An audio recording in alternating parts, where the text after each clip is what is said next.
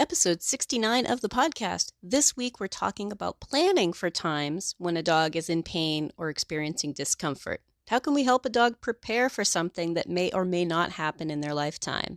How can we help a dog who's uncomfortable and doesn't have any skills to fall back on? Find out more this week.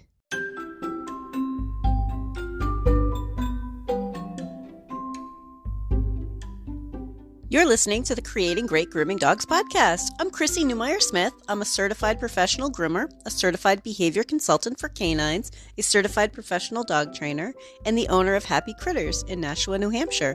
And this, my friends and colleagues, is the podcast where grooming and training meet.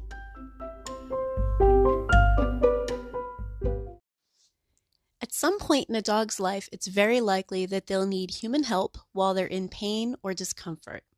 Now, it may be their owner, the vet, the groomer, a dog walker, a pet sitter, doggy daycare. I mean, really, the list goes on. It could be an injury that the dog experienced, like falling down the stairs. It could be illness that the dog is experiencing. Maybe it's kennel cough and they're just on their last nerves, right? It could be irritation, like itchiness, chronic itchiness that really changes a dog's stress levels. These are times when dogs have an extra difficult time being patient with us. This is when even the most well-behaved of dogs may show some behavior issues. It could be trying to get away from us or avoiding us. It could be growling or air snapping at us. It could be a full-blown panic, with or without biting. But helping a dog during that can be difficult. And sometimes the dog gets injured more or people get injured. So my question for you is pain and discomfort a free pass for behaviors that can hurt people? Is it really in the dog's best interest to avoid teaching them how to handle a little bit of stress? Let's think about that for a minute, right? It's quite a dilemma for many of us. So many people want their dog to trust them and to keep their dog safe from discomfort, from stress, and most certainly pain. I mean, none of us want to have our dogs experience pain. Most owners stop when their dog isn't happy. And on the surface, that seems like the most logical thing in the world, right? I mean, wow, he's, experiencing something uncomfortable, that we stop. But it sets a dog up to fail. It doesn't help a dog learn to be accepting of a trusted human's care. The vet and the groomer should not be a dog's first exposure with the experience of, I asked the people to stop and they didn't. Ideally, that should be being introduced at home, when pain and discomfort aren't involved, when it can all be enjoyable. So first, I find out information from my owners. And I have a sneaky way of finding out what my owners are doing at home. I ask the following questions that allow the owners to feel like it's not just them, and to feel like they're in a judgment-free zone. Because it's really important for our owners to just be open with us, and we find out what's going on at home. Any of the dogs that we see who are hard to work with for grooming or vet visits or physical care will usually be revealed when we ask these kind of questions. So I want you to think about these questions as almost like looking into a crystal ball and seeing future behavior. So what are these questions? I'm sure you're waiting, right? All right, question number 1. What does your dog do when they don't want to be touched or they want to be left alone? Most owners will have an answer for this. I know that I do. I know what my dogs do if they don't want to be touched or when they'd like to be left alone. I know what they used to do and I know what they do now, which are different. But it gives owners a chance to tell you what happens at home. Second question, what does that look like? Find out how it plays out. Find out what happens. Like, okay, so what does it look like? Describe it for me. Because most owners will know exactly what it looks like. Third question, how do you respond? This will give you clues that will tell you if the owner turns it into a fight or if they just let go when the dog tells them to. Now ponder that for a minute, because there are two very different responses that happen there. And most owners will, with dogs that have an issue, will fall into one of those two responses. There, of course, is a third response, which is the person who does the everything right. The person who calms their dog down, and their dog very rarely is in a situation where they get stressed by hands, right? But how do they respond? Do they get angry and it just turns into more of a fight? Do they just let go? And that one's really, really common, just letting go. Like, oh, it's okay, it's okay, it's okay, right? I had a customer do that with their dog the other day when I was at their house. I was like, yep, see, but that there is what we're talking about. All right, so let's get through these questions. Fourth question, how often does it happen? It's a really good question for your owners to think about. Is it rare? Is it daily? I mean, is there a big problem happening here? Is this something that happens a lot? Or is it something that happens so infrequently that they really weren't aware that there was a problem?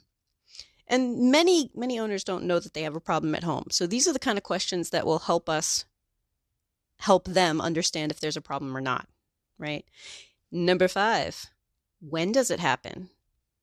When? That's always a good question. Is it a time of day? That could be medical. Is it an area of their body? That also could be medical. Is it a particular interaction? Something like putting something over their head or picking them up or wiping their feet, something particular on their body or something that we do with them. Is it a particular person? Right? Those kind of things can give us some clues, because the dog that doesn't like having something put over his head is likely to be a little bit weird when we try to put a grooming loop around them. They don't like things over their head. If we know ahead of time, we can address it. So when does it happen is a really good question, so that we can figure out what it's going to be like when the dog is at the vet's or at the groomer's or in other ways working with us. Number 6, what have you tried?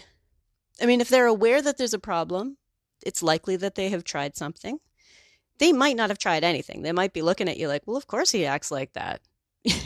I get that a lot. Like, well, yeah, I mean, he's a dog. That's what they do. But what have you tried is a good question, because then we can find out if they're working on it, so that we aren't making things worse or doing something entirely different. If they're working on it and we want to be on board, they have a good plan and we want to be on board with how they're doing it, and we can all work together. Or switch them over to our ideas. Switch them over to what we want to do, right?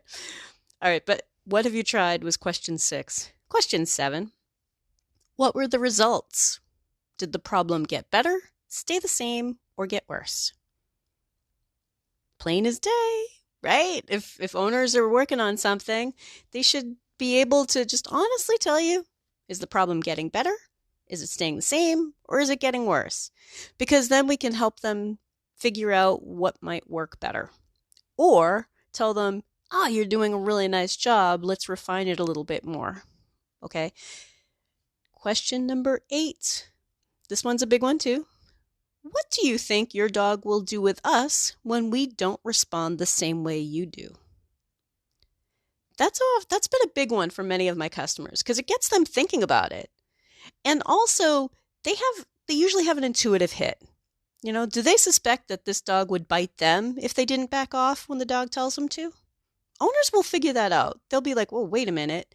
And many owners have some sort of a story of an encounter where that played out, right? Like when you weren't able to just back off when your dog growled, or you weren't able to just back off the moment the dog said, I don't want to be touched.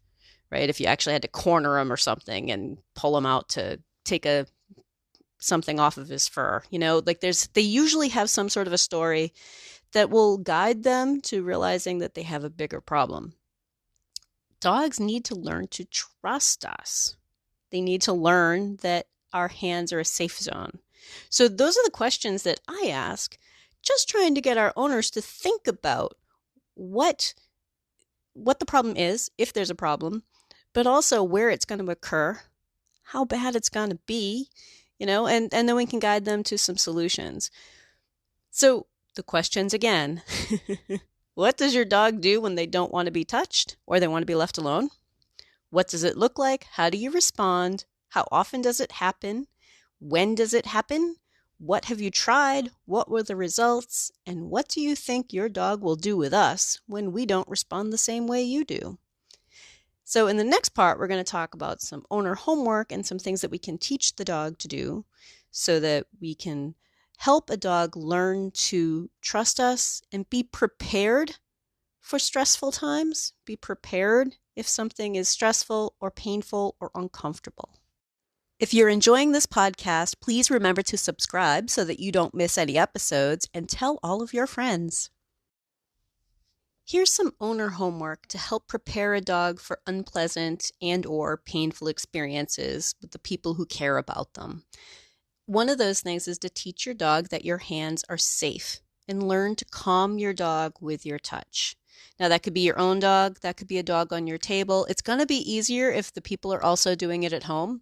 And it's actually useful for them because at some point they're going to need to medicate their dog, right? But I want you to be thinking that my hands are a safe zone and my touch should be able to calm my dog down.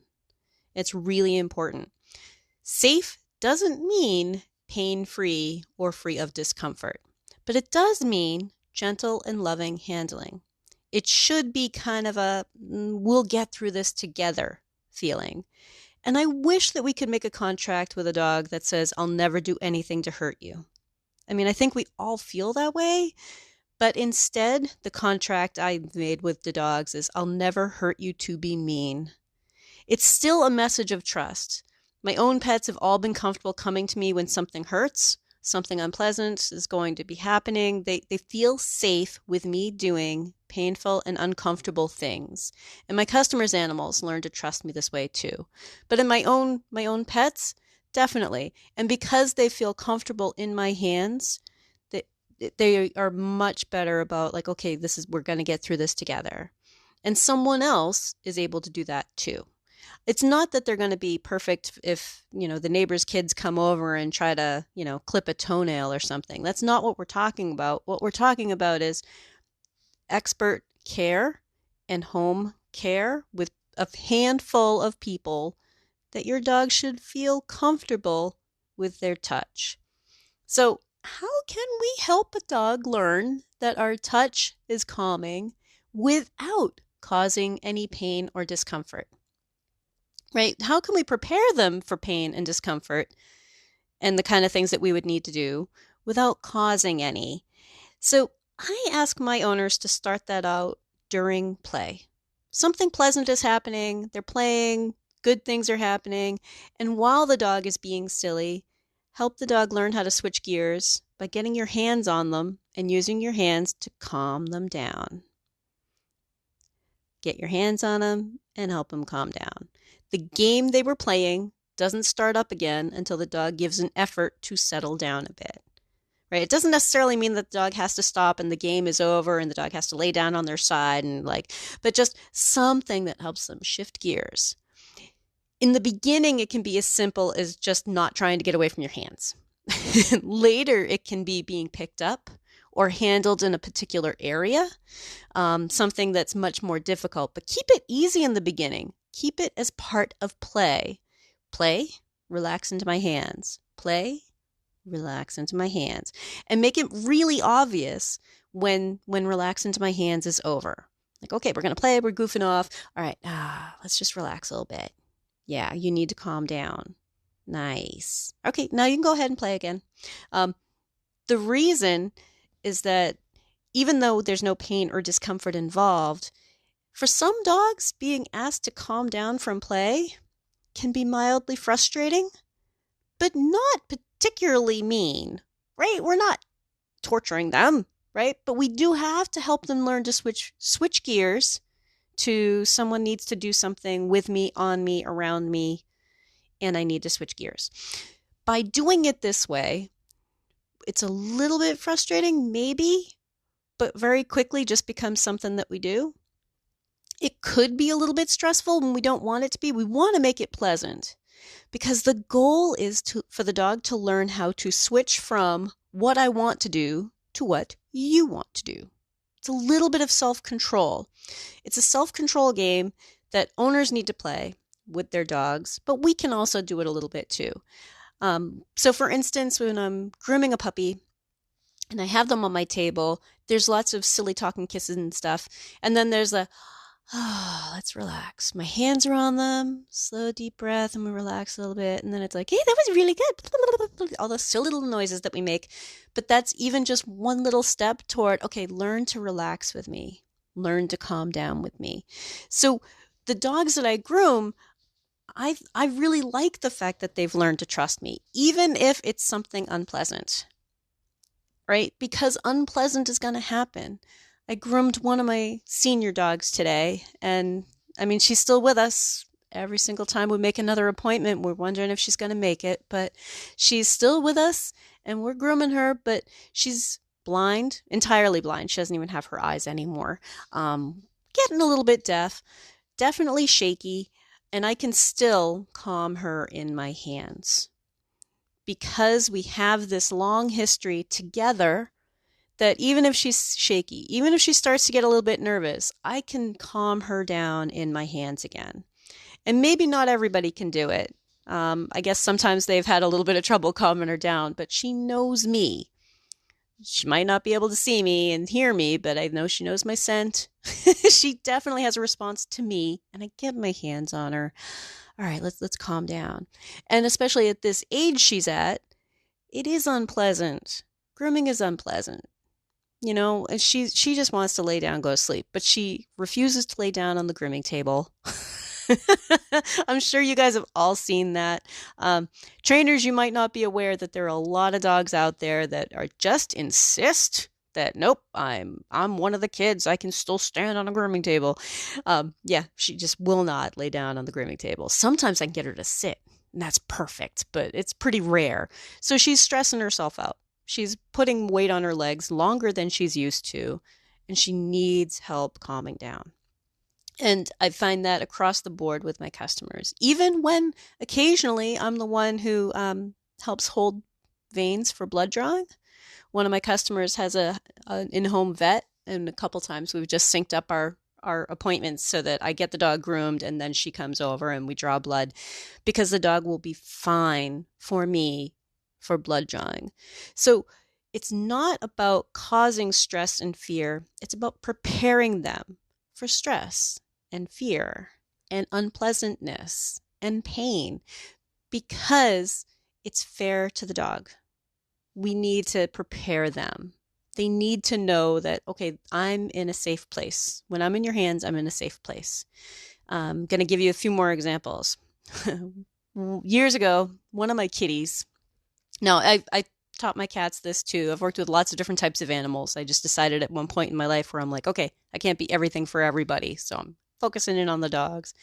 But Mr. Paint Kitty, his markings on a horse would have been a paint. So he's Mr. Paint Kitty, was really up there in age, and two teeth that had gotten loose, and they were kind of bothering him. They were kind of preventing his mouth from closing properly. And we knew he had a heart murmur. He's got some other issues. At this point, he was getting pretty old. I think he was about 17 at this point. And we used local on his gums and just pulled those two wiggly teeth. He trusted me to let us into his mouth to pull out some wiggly teeth. And my vet wouldn't have tried it with anybody else, but she knew me, trusted me, and he was fine for it. He was fine for it because he trusts me. When something scary is happening, he wants his mom.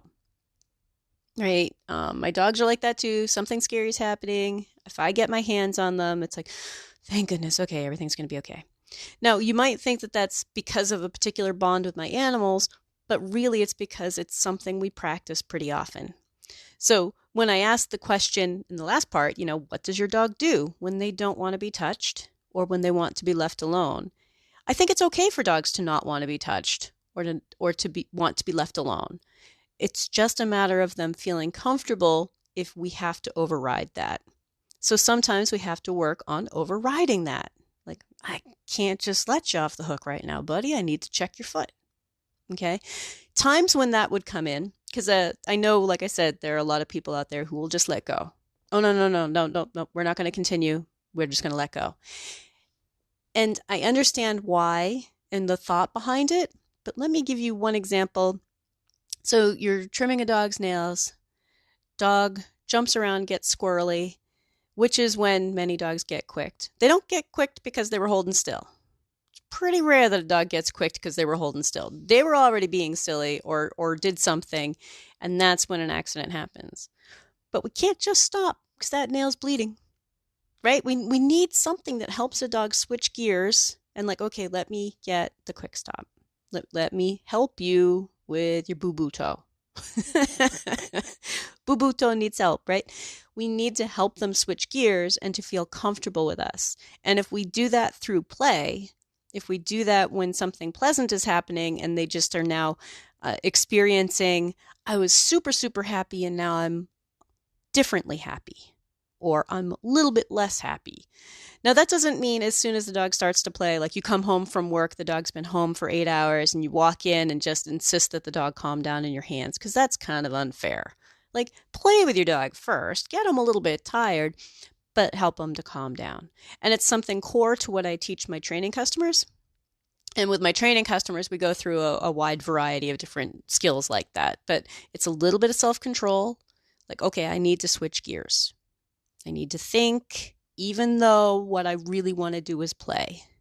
It's about what the dog wants to do and spending some time saying, oh, this is what my owners are doing with me right now. And we don't have to cause pain to do it. And if something painful does happen in the future, or something unpleasant, or something they simply wish to avoid, right? Now we're a trusted source of touch. Trusted source of touch. So think about that, right? Like, oh, that's hands on me. And I know I've kind of gone a little bit long, but the other example I have for you is my neighbor's Chihuahua. In the last couple months of his life, needed insulin injections twice a day. And that was very new for him. And I was talking to her out in the yard and found out that they were having a twice a day fight about it. So we worked on it, and he got to a point. I did it for a week, but you don't have the opportunity to say, well, we're not going to give you those shots, right? So we worked on it and we had to give him twice a day shot, but we were able to help him along with it. And by the end of that week, he was like, all right, come on, pokes and cheese, and it's not pleasant, but let's do the thing so I can get my cheese. Because it's that struggling that he was doing that was the scary part. Not really the needle. The needle wasn't really the scary part. The scary part was being held and being scared and not knowing what was going on and the stress of it all between the two of them, because what owner is really comfortable giving an injection to their older dog anyway, and a tiny, tiny little dog at that, So he was able to do that, and he was my buddy. He'd still come over and say hi to me when we were outside. These are my next door neighbors. Like, hey, Nikki, and he'd come running over like, oh, hi, even though I was the one walking over and giving him his insulin. So trusting and calming down in our hands, right? That's something that bonds us, that's helpful. And if we do it during play and we're able to take a dog who's all super jazzed up, happy, and calm them down in our hands, then maybe when they're super jazzed up, scared, they have some skills to fall back on. The weekly action step this week is to start asking your customers questions to find out if they are allowing their dog to tell them it's time to stop, because we can give them some homework so that their dog learns to trust them and to trust touch. If you'd like more information, you can find me at Chrissy@happycritters.net, happycrittersdogtraining.com, or you can join the Facebook group, Creating Great Grooming Dogs podcast, or the Facebook page, Creating Great Grooming Dogs. I really look forward to hearing from you. If you're ready to go beyond the podcast, and I hope you do, I've made it really easy for you. If you go to creatinggreatgroomingdogs.com and click on your next step, you'll see all of the options. There's the Scholar Lounge community, there's the Modern Grooming Professional certification, there's Master Canine Stylist and Professional Canine Stylist diploma testings, there's the Behavior Lab for coaching and private one-on-one sessions with me, and of course, the Master Groomer Behavior Specialist program. So go to creatinggreatgroomingdogs.com and click on your next step.